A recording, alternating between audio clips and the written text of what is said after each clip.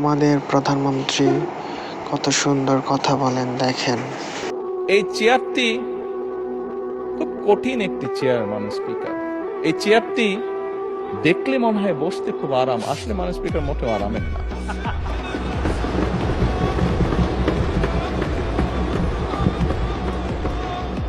এই চেয়ারটিতে বসলে মাননীয় স্পিকার প্রতি মুহূর্তে মনে হয় যে আগুনের তপ্ত হিট আসছে। মাননীয় স্পিকার, হাসার কিছু নেই, আমি যা ফিল করি আমি আপনাদেরকে তাই বলছি। মাননীয় স্পিকার, এই চেয়ারের থেকে উঠে দাঁড়িয়ে আপনার সামনে বক্তব্যে আমি হয়তো অনেক পপুলার কথা বলতে পারতাম, যেটাতে আরো অনেক বেশি তালি হতো মাননীয় স্পিকার। কিন্তু এই চেয়ার আমাকে বলে যে আমি সবসময় পপুলার কথা বলতে পারি না। আমাকে সেটাই বলতে হবে